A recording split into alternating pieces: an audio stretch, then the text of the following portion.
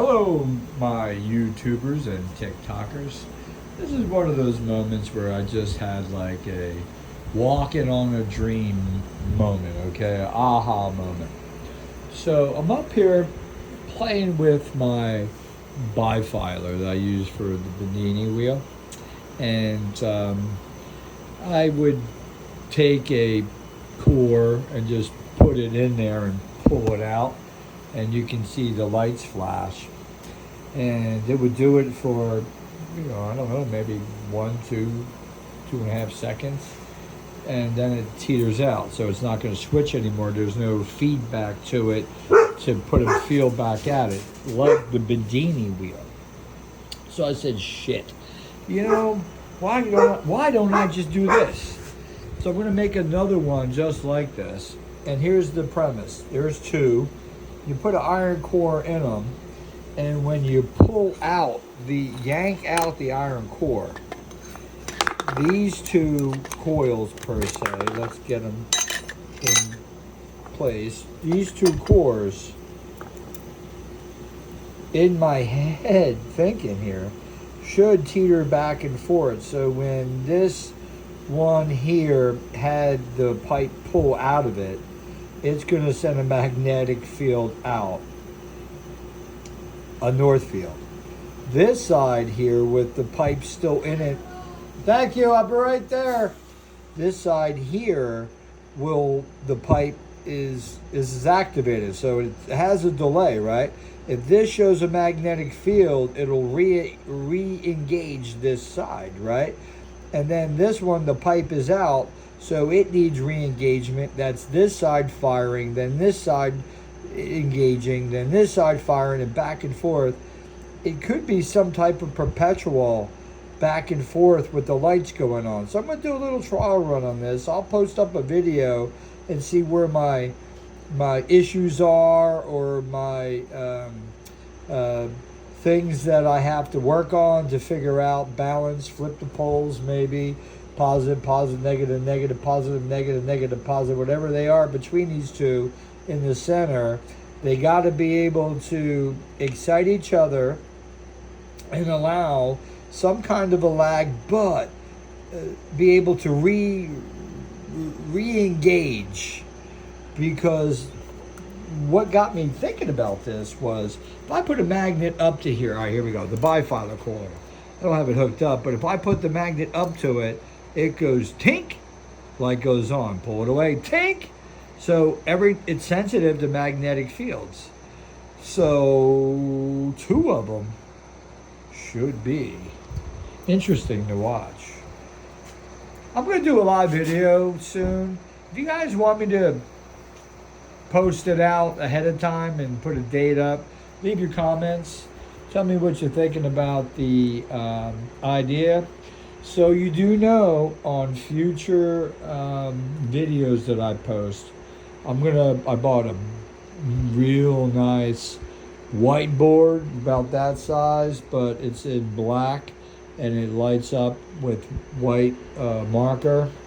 And we're going to start doing chalkboard videos where we're going to build the circuit, talk about the circuit. I'll build what I'm talking about, and then we'll talk about how it works. So I already have the circuit built before I talk about it. Then we'll draw the circuit out. Then we'll demonstrate each part, especially when I get into electrostatics. I can't wait to build this. And then each one of these magnets will have a coil this size trapped around each one, and they're going to be mixed between driver and like air core. There'll be driver coils for fast RPMs. That rate of change does matter when you're looking to get electricity conversion from magnets in cutting the field lines. And I think in some of them will be more energy going back in the system. So it's going to be interesting, because I ordered a bunch of meters.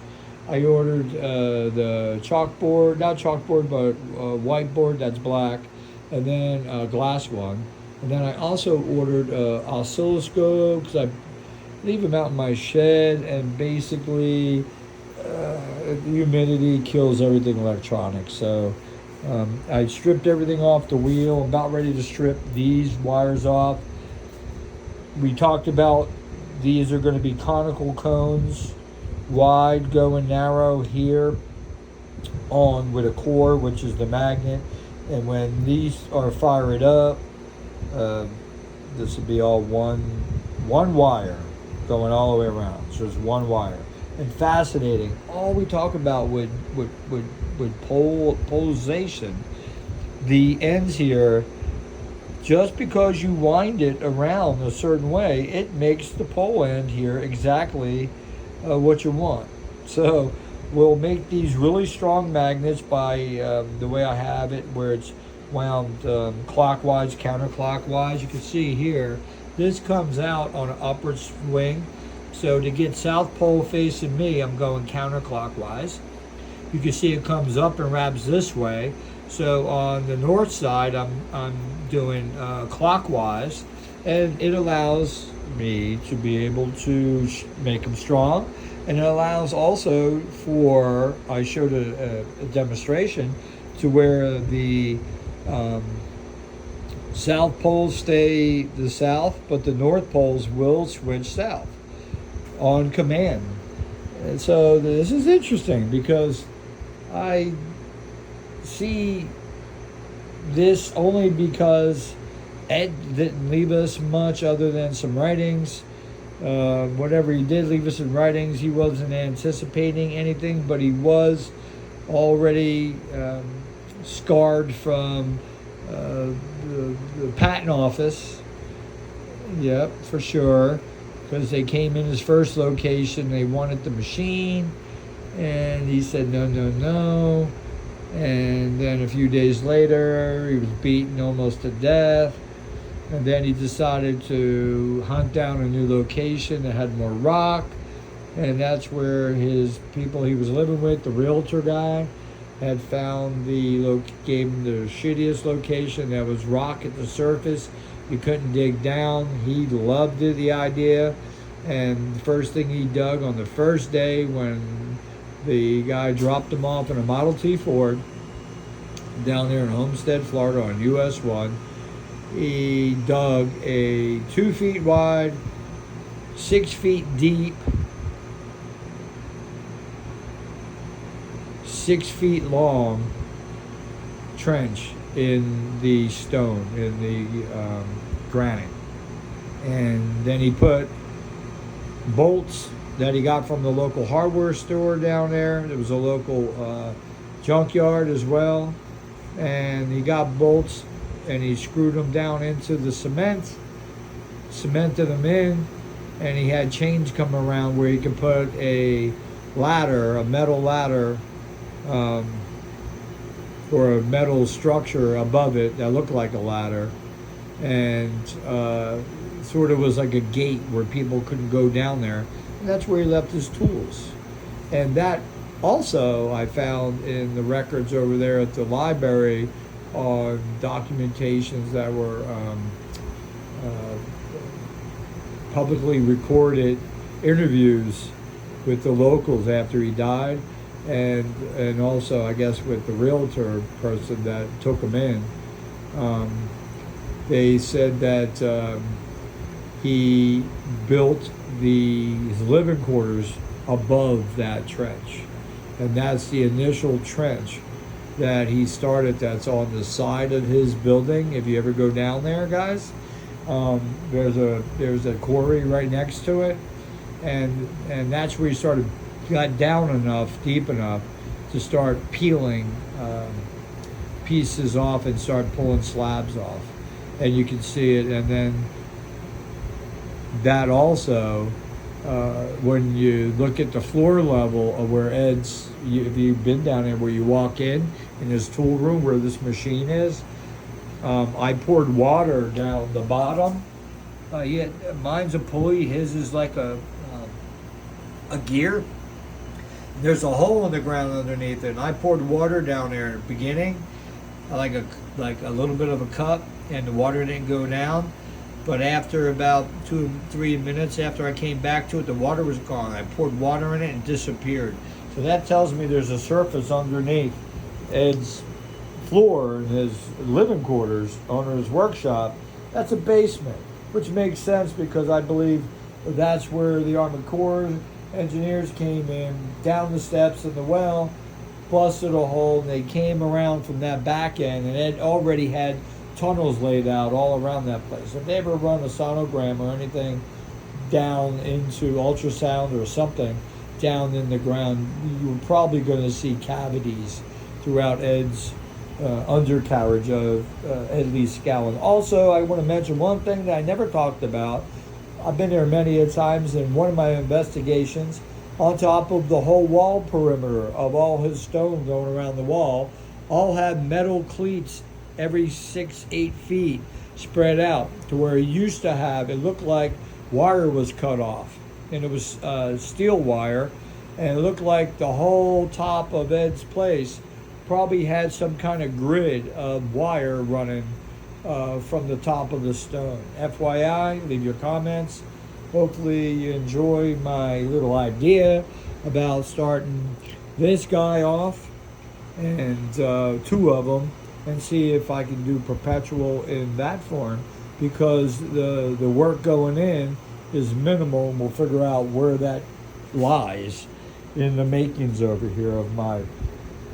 Once we bring water in here, it is a whole different game. But first I have to finish the starts of it. And that's where the chalkboard series, I'm going to call it, with Vinny St. Vincent. Hey, Vinny, will be your questions you ask. When you do ask your questions, say, hey, Vinny. It's kind of cool. And I like to keep that going where people ask questions, and I'll do a little segment on trying to answer it if I could, or the best I can. Remember, I'm non-educated in any of this. I don't claim to know anything. This is me and Ed's personal relationship, and take it for what it's worth.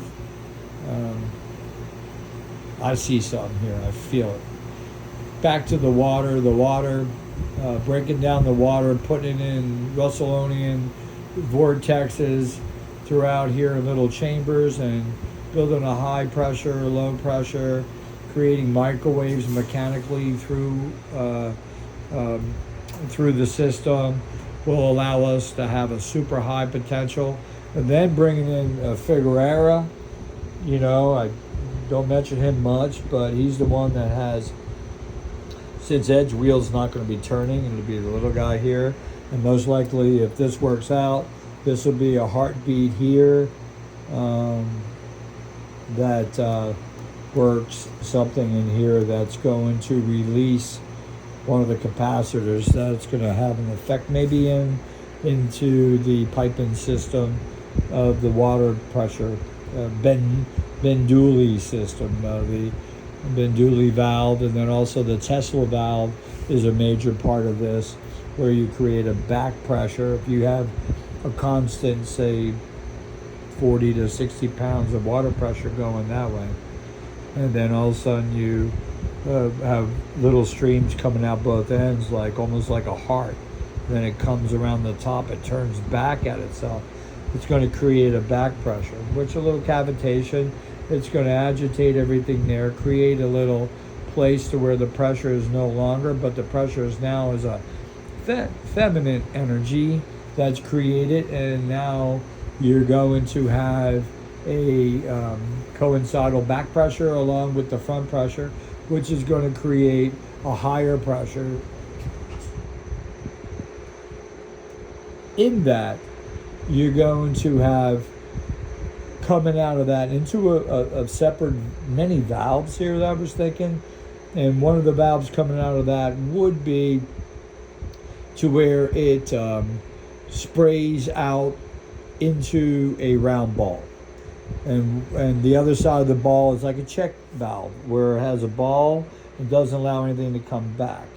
But when this side's out, because it's all in pulses, remember that everything's going to start off with pulses. We got pulses here, so if the heartbeat is pulsing, we're going to say the heartbeat will pulse about 8 cycles a second. That's That's where my head is. 8 cycles a second should allow the action to have reaction upon itself, and it'll all start from one single entity, sort of little energy in. Meaning it could be electrostatic, taking some fur and rubbing some fur, rabbit fur, on a glass that's wrapped with wire, which Ed Lee Scowen has. If you rub the glass and it charges the glass, that itself, in my vision here, would start the process. Because I always believed it was just one spark. Literally, that's all it takes. You know, like a lightning bolt. Throw a freaking lightning bolt in one thing, it disappears, right?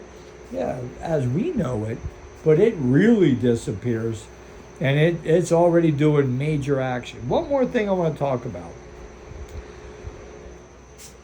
Here's the question I put out to you guys.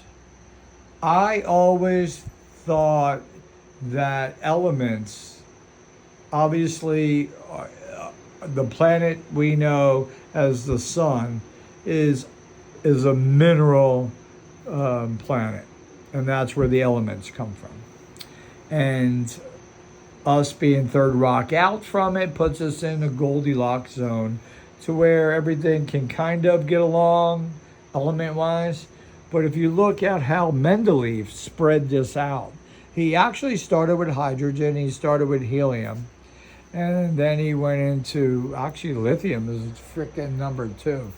And that's why it's so explosive. It's up there on the Shazam, I'll take so many damn electrons and let's blow this shit up. That's how lithium really reacts. I've seen them blow up a lot just stabbing the damn the coils in there, and they want to light up.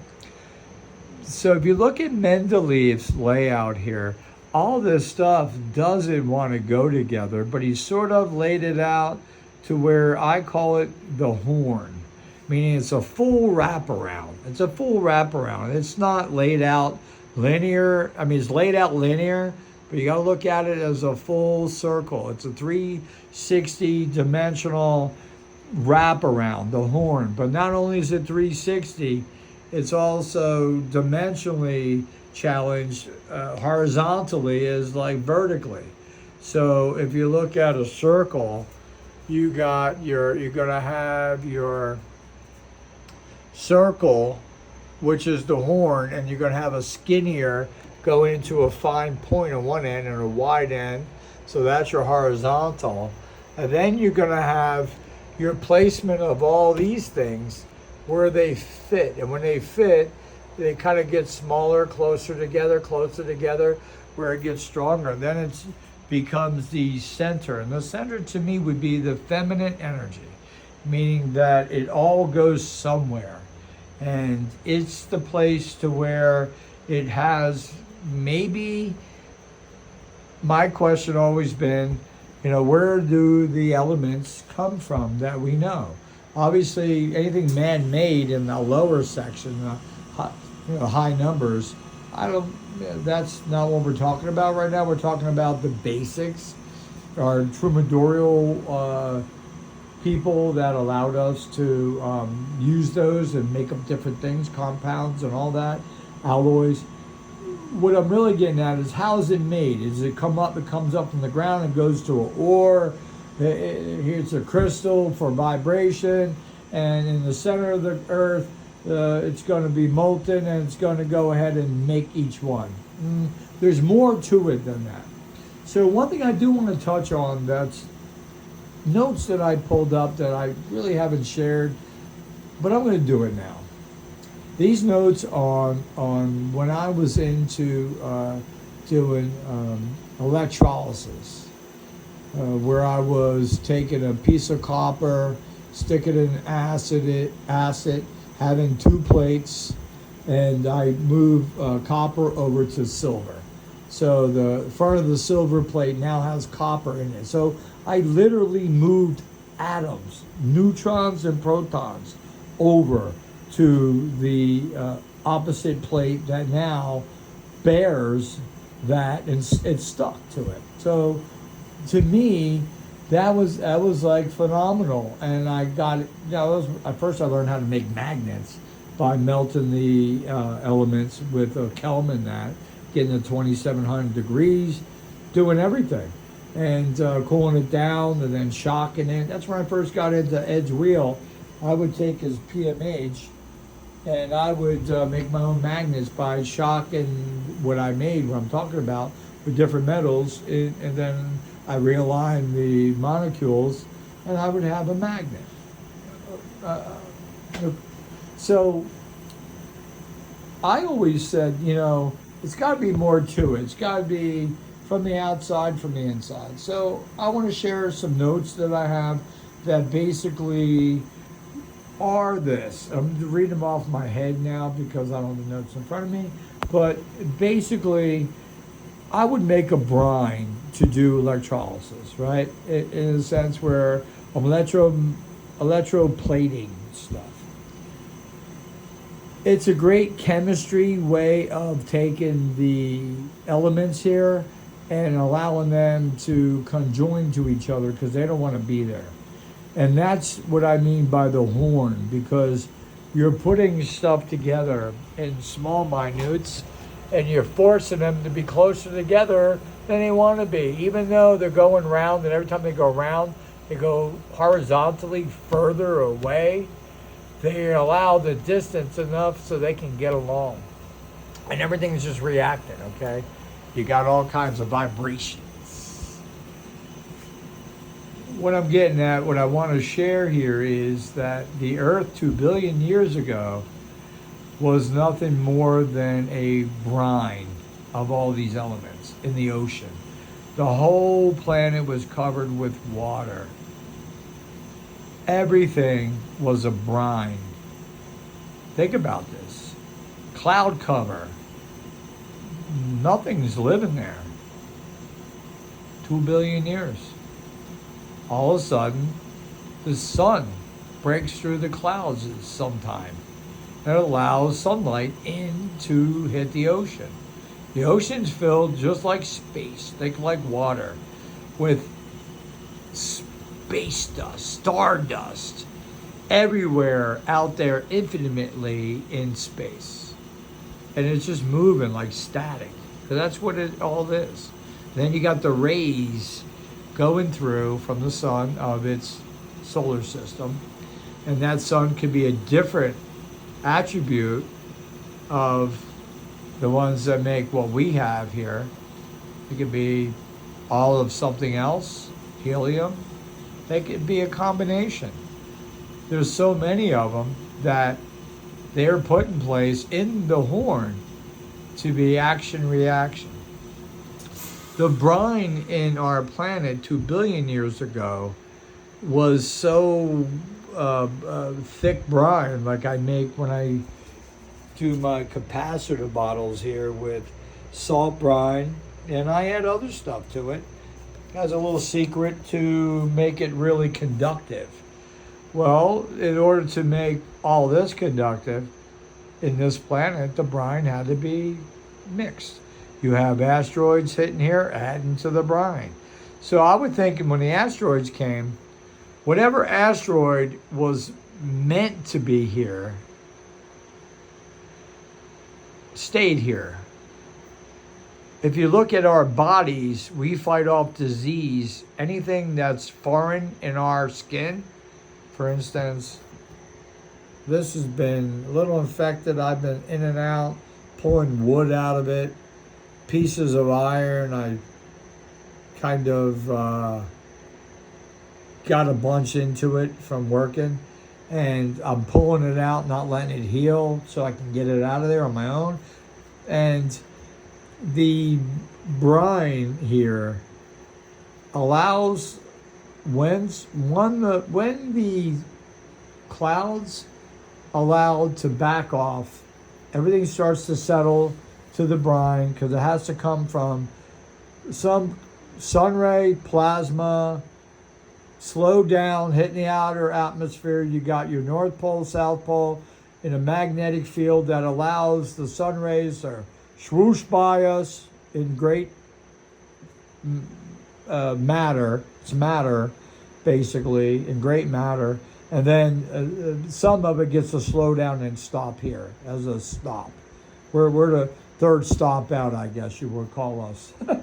Anyway, that brine now has photosynthesis happening because of sunlight.